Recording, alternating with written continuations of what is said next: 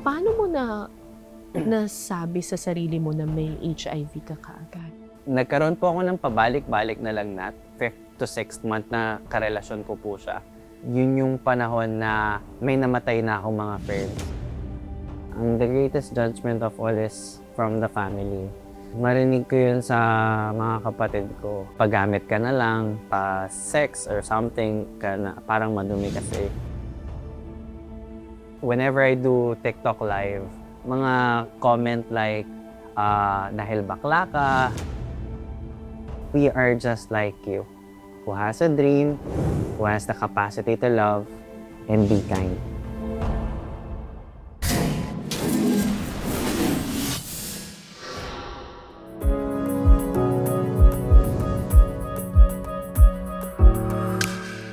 Noong 1981, naging epidemic sa buong mundo ang HIV.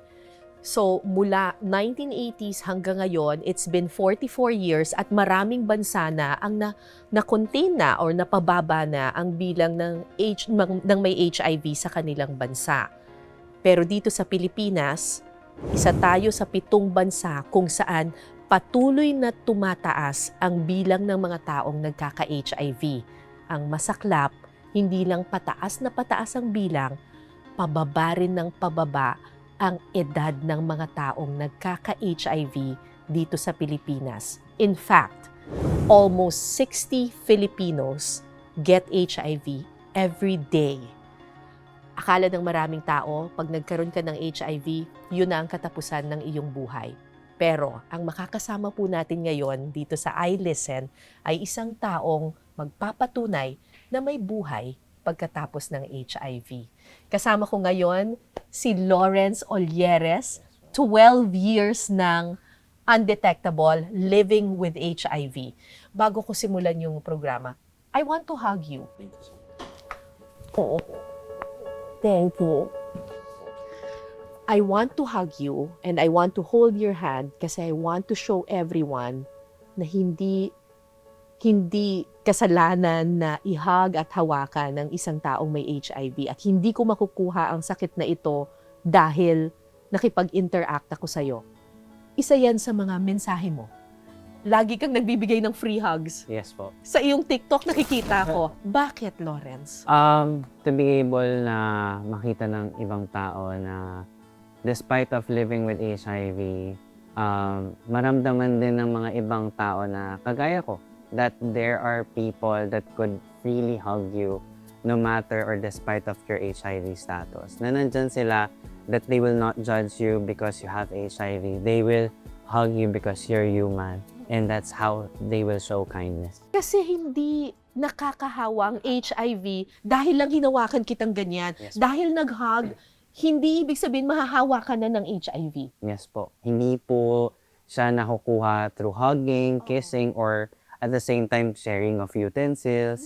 Never po talaga siyang nakukuha. Pwede mag-share ng food with Yes, someone who has pwede po. HIV. Kahit po yung tipong nagsusubuan pa ng pagkain, Oo. okay lang. Kasi it cannot be get through saliva, Oo. yung HIV. Kasi ang HIV ay nakukuha lamang Through blood contact, like blood transfusion, having unprotected penetrative sex. So, kumbaga wala talagang use of condoms. Natatagpuan lang ang HIV sa semen at sa dugo at sa gatas ng ina. yun lang, yung Yun lang. tatlo lang.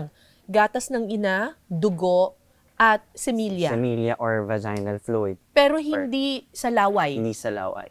Hindi sa tears, hindi sa Hindi po. laway, nothing. Yes. Hindi rin sa Paghawak sa pawis. Sa pawis, Sa hindi. sweat, wala po. Unfortunately, dito sa Pilipinas, may misconception pa rin ganon. Mahirap po talaga na i-break yung kind of misconception. Siguro po dahil hindi din po nila gaano kaalam. Certain this topic kasi masyado po tayong konserbatibo sa mga usaping ng ganito. Pero nakakaranas ka pa rin ba ng ganon?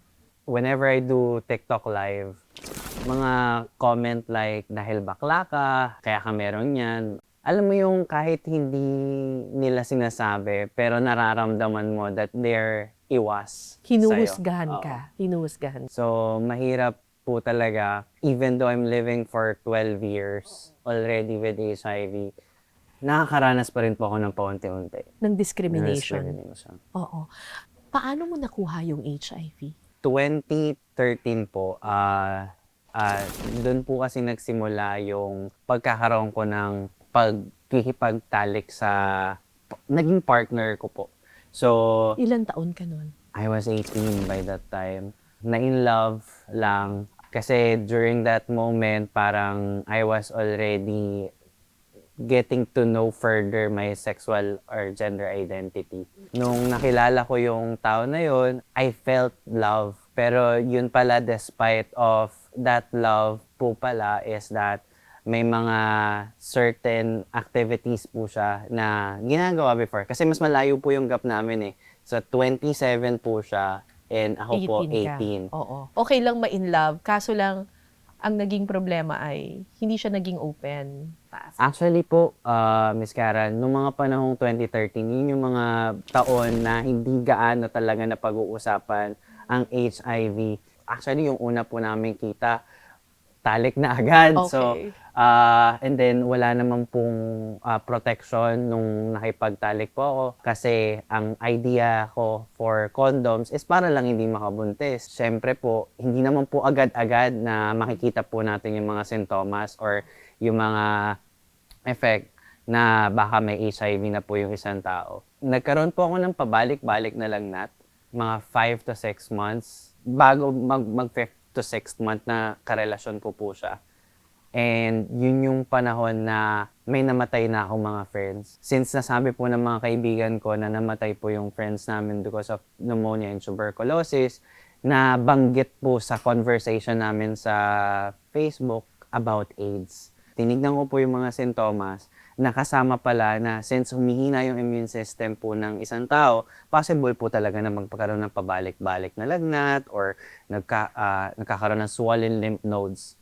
Yun yung mga naranasan ko Ano rin. yung swollen? Swollen lymph nodes po yung mga Kulani? kulani. Somehow naman po is active naman po ako sa school. Like, I'm still dancing. So, in short, may health activities pa rin po ako at kumakain naman ako ng tama. Yung virus, Mga rashes? wala naman po akong naging rashes during that time. Oo. Kung wala kang ginagawa or anything na good to your body, panigurado po, mas mabilis po yung process ni virus na mag-penetrate po siya sa katawan nyo. Pero since nga po, mabuti na lang at active din po ako sa sports at saka sa pagkain na maayos ng mga panahon na yun, siguro medyo naglaylo. Pero hindi po ako nag-start agad ng gamutan nung nalaman ko po yung HIV status ko. So, Teka, paano mo nasabi sa sarili mo na may HIV ka kaagad? dun po ako nagpa-test. So, nagkaroon po ako ng lakas ng loob na magpa-test during that time ng 2013. Sa Malate po, alam naman po natin ang Malate ang gay area ng Manila, gay area before. So, meron pong HIV testing po dun sa area na yon. Nalaman po na reactive po ako sa HIV. May confirmatory pa po dapat na hinihintay after po maging reactive. Hindi ko na po kinuha yung confirmatory kasi naging in denial po ako sa HIV status ko. What do you mean in denial? Parang imposible na magkaroon ako ng HIV kasi malakas naman ako, maayos naman yung pangangatawan ko. Kinausap mo ba yung partner mo?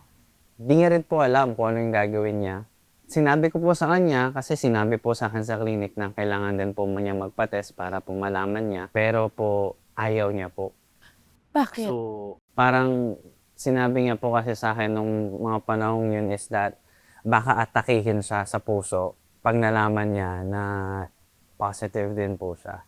Sinabi niya naman po kasi sa akin noon, kaya rin po ako hindi agad nag-start ng gamutan is, let's just enjoy life.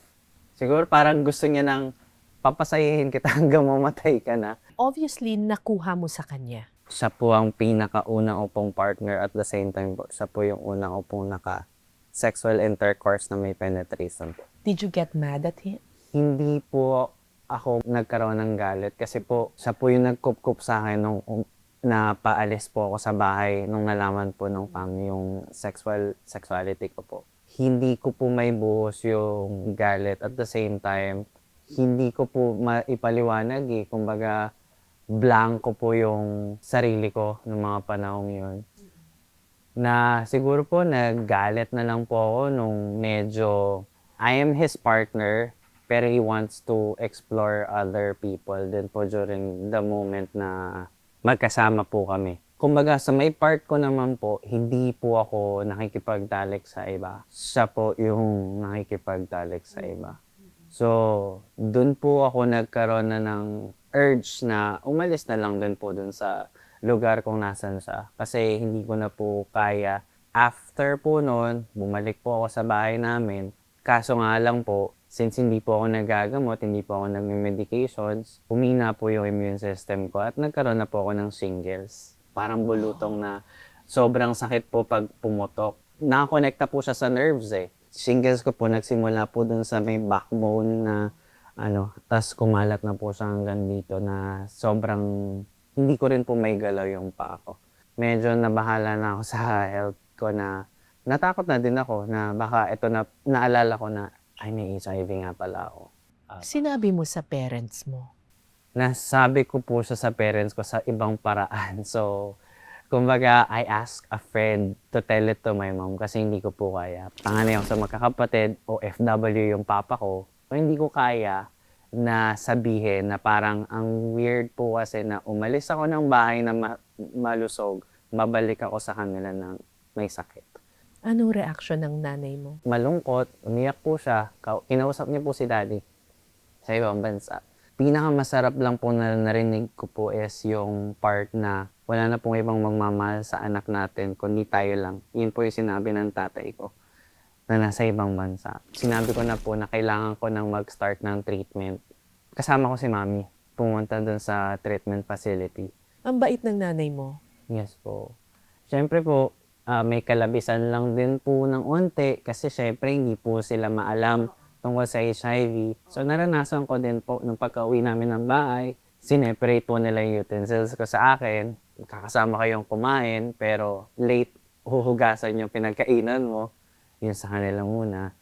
So, ganun yung naranasan ko way back. Kasi nga po, wala naman po sila din masyadong alam. Gusto ko na lang na after kumain, diretso sa kwarto, ako na lang mag-isa. Listen to Hillsong music just to boost up my spirit na okay lang ako, kaya ko to.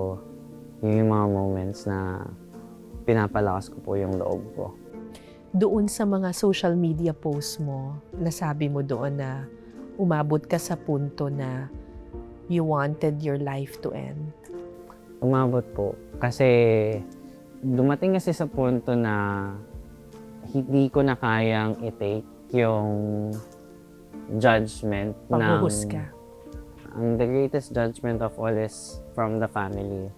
So, marinig ko yun sa mga kapatid ko noong mga moment na yun. Parang ang baba-baba na ng tingin ko sa sarili ko. Kasi dumating din po kasi sa punto na nung habang nag-work po ako, sinabi ko po sa manager namin yung about HIV status ko. Biglang ang nangyari is bumaba hanggang staff. Tapos sinabi nila sa akin habang provisionary naman ako dun sa coffee shop eh. Sinabi sana wala, Lorenza, wala na mo lang gagamit ng mga kasangkapan. So parang yung moment na yun na parang ang hirap kasi yung tipong gusto mong mamuhay ng normal pero the people na nagsusurround sa'yo doesn't want you to feel normal. Ano yung pinakamasakit na narinig mo? Yung narinig ko sa kapatid ko na paggamit, actually medyo harsh yung word pero pasubo, parang kasi ginagawa niya po akong parang money boy or in a way na parang prostitute po during that time na parang sobrang dumi-dumi ko po talaga. Yun talaga yung pinakamasakit po kasi galing na po sa kapatid eh. Sinabing madumi ka. Siguro kung galing sa ibang tao, baliwala lang eh. Pero kung galing po sa kadugo mo, Na mas sinabing mahirap. madumi ka. Madumi ako. Parang ang hirap pong tanggapin. Kaya po, to be honest po, hanggang ngayon, hindi pa rin po maayos yung relasyon namin nung kapatid kong yan. Pero somehow po, yung sa family naman po, naunawaan na nila kung ano yung sitwasyon ko at nagkaroon na sila ng proper education about HIV. May nagsabi ba sa'yo na, kasi kasalanan mo yan eh. Siguro po yung social media, pag nagla-live po ako, kasalanan ngayon kasi kumbaga parang gusto ko pong sabihin, ang dami po namin na hindi naman namin talaga kasalanan. First is that yung iba po sa amin is nagmahal lang. First time big, one time big time. Which is, kailangan namin tong labanan kasi kung susuko na kami sa unang umpisa, siguro wala na kami ngayon. Kumbaga, hininto na namin yung pagtitake namin ng medication. Hinayaan na lang namin yung sarili namin mawala. Mga iba rin po sa amin na, yun nga po, na biktima po ng harassment. Ako po kasi as an advocate, pinaglalaban ko din po talaga yung mga brothers and sisters ko who is living with HIV. Every time po na may naririnig po ako na sumuko na sila sa buhay, doon po nagme-melt yung puso ko na parang hindi naman nila kailangan mamatay just to feel na parang wala na silang silbi sa mundo. At saka hindi natin dapat dinedefine yung buhay ng isang tao dahil sa isang kasalanan. Kasi lahat tayo nagkakasala, lahat tayo dumadaan sa mga pagsubok, 'di ba? Pero hindi ibig sabihin yun na yung katapusan at kabuuan ng pagkatao mo. Our failure should not define us, 'di ba? It should make us stronger. Nabigyan ako ng lakas ng loob kasi actually hindi ko naman talaga desisyon na mag-out sa public about my HIV status. Nagsimula lang po kasi siya nung umpisa na every time na may HIV 101 po kasi when we go to different sectors, may naghahanap po ng testimonial. So yung testimonial is someone who's living with HIV, living the life. So doon lang po nagsimula kasi close screen naman po yun. Pero na-realize ko lang po kasi during the pandemic, ang dami po kasing blood brothers and sisters na nahirapan kasi ang vent out nila, ayaw nilang na makita yung medications nila in a room, parang ganun, di ba? Kahit iniinom po nila. Nag-start po ako sa mga live streaming na nandun ako nag-vent out, na-boost yung mga tao na naging maluwag sila to open up sa akin kasi they see someone who is stronger and living the life. Hanggang sa naumpisa na dun sa TikTok talaga. Nung nag-come out ka as a person living with HIV, hindi ka kinabahan? Sa una po, kinabahan. Kasi may takot din ako sa tao somehow. I mean, I'm an ambivert. So in a way, bago ako pakasalamuhan yung tao, parang hirap mag-connect. Siyempre, inisip ko rin po yung family kung paano sila i-judge ng ibang tao. Nung nag-come out po ako kasi, parang inisip po sa sarili ko, para sa akin yung pagka-come out ko. Hindi po para sa family ko, para lumuwag po yung hininga ko. Para I don't feel na kailangan ko pang magtago sa tao just because this is me. Kailangan i-full grasp ko po yung pagtanggap po sa sarili ko during that time. Mas lalong gumanat, medyo nahirapan lang siguro humanap ng love life kasi syempre in a way parang pag natabi na sila sa akin, isipin may ganyan or something. Pero alam mo yun, at least makikilala ko kung sino yung matapang sa susunod, di ba? Kumbaga makikilala ko yung matapang na kaya ko ipaglaban kaysa naman sa someone na kailangan ko lang itago just because we fell in love. So, parang ganun yung situation. So, may love life ka ba ngayon? Wala po. Ayan, available si Lawrence. So gumaan yung pakiramdam mo nung when you came out, and ngayon ba mas malakas ka ba ngayon kapag may discrimination? Do you still feel it? Yung discrimination ngayon for me, ako may alam, sila wala. So I have the knowledge, I have the power. Despite of them judging me, binabatuan ko na lang sila ng knowledge. Binabatuan ko sila ng something that they would know. I mean, I'm not wishing, pero when it happened to their close friend or they have that kind of knowledge na ito yung ways ko para sa tulungan. Ano yung nagpalakas sa loob mo na I will not end my life, I will continue living my life, and I will be proud of it. I will do these testimonies, I will come out. Ano yung nagpalakas sa loob mo? Nung nag-testimonial ako dun sa isang HIV 101, there are several people who came to me. Parang they started to open their HIV life then as well. Actually, nag-start ako nag-volunteer way back nung kakadiagnose ko lang sa RITM. I hear stories that really inspire me to live more or to do more. Yung mga pasokuna na pagaan ko pa. Kaya siguro yung moments lang din na nag-message sa akin yung moms nila. Kasi namatay na yung anak nila because of HIV, because of AIDS. Lumala na sana daw matagal na nila ako nakilala. Siguro natulungan pa nila yung anak nila. So yung mga moments na gano'n na parang no one needs to die because there is already treatment, it's givenly free, there is a support system. Kailangan lang talaga nilang tibayan at magkaroon sila ng tipo na they have to let themselves be open a little. Kahit hindi fully open like me, have that kind of openness to talk to someone that would really understand. Dati sabi mo, nag-come out ka for yourself. Pero ngayon, mukhang hindi na lang for yourself, kaya ka nag-come out. Actually, to be honest, Miss Kasi, sabi ko sa sarili ko, parang gusto ko na tumigil na mag-advocate kasi nakakapagod din. Minsan, there are times na hindi ko masagot yung mga messages and everything. Pero wala eh. Like, parang it's natural for me to continue what I'm currently doing. Kasi? I want to save more lives than just saving myself. Pati mga taga-India, nagme-message sa akin, mga taga-ibang countries. Whenever you touch a person's life, it will impact them until they die. And that's one thing na gustong-gusto kong mangyari na kahit papano, I made a great purpose. Kahit mategi na ako today, okay lang. Kasi I already made an impact and I know if I die, someone will continue.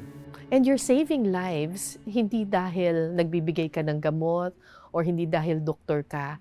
You're saving lives because you're showing people that there is life after HIV. Yes po. Hindi natin sila dapat husgahan. Hindi talaga hadlang sa HIV. Marami rin po nagtatanong sa akin, pwede ba talagang mag-travel, going other countries, dala-dala yung meds. Kagagaling mo lang ng Thailand. Yes, kakagaling ko lang ng Thailand. So, pwedeng-pwede. Ang dami nga po nagtatanong nun. There are certain restrictions if you will be working in a certain country. Pero travel is life. Pwede mag-sports? Pwede mag-sports. I do free dive po. Nag-free diving. Amazing! Do sports, everything, running, work full-time. Hindi kasama sa work application or sa health examination ang HIV testing. So they don't have to worry. Let's talk about the medicine. Paano ka naging ganito, that you're healthy, you're undetectable? Paano ka umabot doon sa point na yon? Dahil ba doon sa medicines that you're taking? Sa umpisa po is yung medication is tatlo. Kasi una po is yung parang anti-TB, anti-pneumonia, tapos meron pa pong antibiotics. Tapos yung antiretroviral treatment. Sa umpisa po yun kasi after 6 months, just to prepare yourself, mag-anti-TB po. Then afterwards, antiretroviral treatment na lang po. So yung antiretroviral treatment po namin is yung trabaho niya po is to protect the CD4 cells ng katawan. Yun po yung fighting cells po natin para hindi siya pasukan ni virus ng HIV. After a year, kung nagtitake ng antiretroviral medication, it turns out na undetectable na po ako. At anong ibig sabihin ng undetectable? Undetectable po is a stage for a person living with HIV life na yung virus count nila during the laboratories is less than 40 copies or minsan hindi na nakikita sa laboratories. At kapag undetectable ka, anong ibig sabihin nun? Nandito pa rin si virus, pero tulog na siya. Kumbaga, hindi na siya yung tipong active sa katawan. So makakahawa ka pa rin ba? Through sexual intercourse, hindi po. Pero kung blood po yung kukunin, yes po. Kaya hindi na po kami pwedeng mag-donate talaga ng blood. So hindi na makakahawa? Opo, pag sexual intercourse po. So once a person is already undetectable, they can gain a baby that is non-reactive in the future. Kunwari po mag-decide po ako na magkaroon ng anak, Hindi mo hindi ko po maipapasa maipapasa yung HIV sa partner mo ko at saka sa bata. after 1 year of treatment ito. Treatment po. Once po na naging undetectable na po yung virus count nila. But you have to continue Taking the ARV until today po. Actually, nagtitake pa rin po ako ng ARV. Actually, hanggang sa humatay na ako, nagtitake pa rin ako ng antiretroviral. pero hindi ka na nakakahawa. Hindi na po. Ganun na pala. Yes po. At ang maganda dito, ang medicines ay libre. Yes po. Maswerte ang Pilipinas kasi libre po yung antiretroviral treatment. Not like the other countries that has payment. Binabayaran po nila. Tapos on top of yung antiretroviral therapy, meron pang gamot ngayon yung PrEP, yung pre-exposure prophylaxis. Yung pre-exposure prophylaxis po is given to people who are non-reactive. So, Ibig sabihin, negative. semi-negative po sila. Oo. So, kailangan po muna nilang magpa-test. And once they are non-reactive, they are given the opportunity to take PrEP. Pero Bibigyan po ito ng guys, meds. hindi ninyo pwedeng i-take lang basta-basta. Kailangan may doctor. May doctor, po. Kailangan po din is May doctor's consent. doctor Oh. consent at kailangan non-reactive. Hindi na totoo yung sinasabi na, ay, pag nagka-HIV ako, mamamatay na ako kaagad. HIV is no longer a death sentence anymore. Siguro kung 1980s, kung saan nagsisimula, yun siguro. Pero those people who died in 1980s paved the way for us to live. Your message to people na nakikinig sa atin ngayon na kulang pa sa kaalaman tungkol sa HIV, kung meron kang isang mensahe sa mga taong iyon, ano yun? Never judge people who are living with HIV because these people is fighting for their lives, fighting for their acceptance also for themselves. They might be having HIV, but it's not the end of their lives. We can still live a normal life. We can still have babies in the future if we want to. And we can still do the things that we love. We are just like you, who has a dream, who has the capacity to love, and be kind.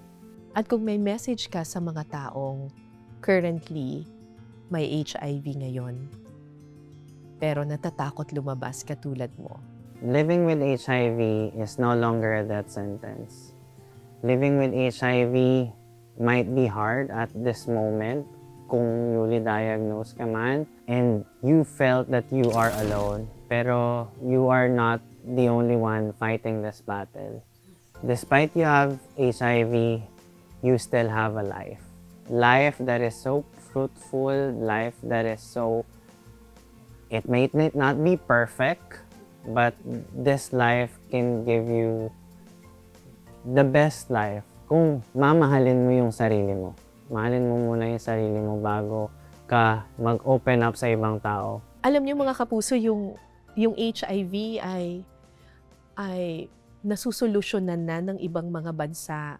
And it's very simple. I mean, testing. At kung may HIV ka, get ART or yung PrEP or yung PEP, do protected sex, at saka huwag mag-discriminate. Sa ibang mga bansa, yun na yung nagawa. Sana magawa rin natin dito sa Pilipinas. Thank you, Lawrence. Thank you for your advocacy and thank you for being strong for all of us. Yes po. Your life is a gift.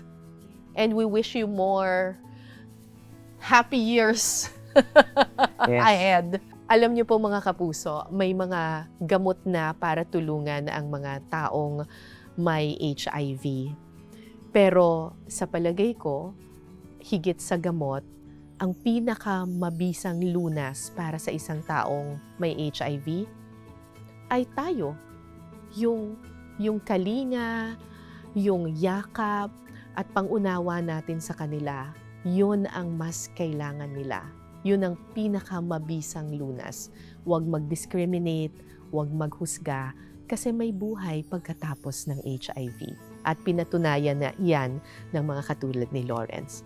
Maraming salamat, Lawrence. Thank you very much. Ako po si Cara David ng I Listen. Please be kind. Please be kind. And please share your beautiful life. Thank you, Lawrence. Thank you po. Salamat. Thank you. Thank you. Thank you. Salamat po.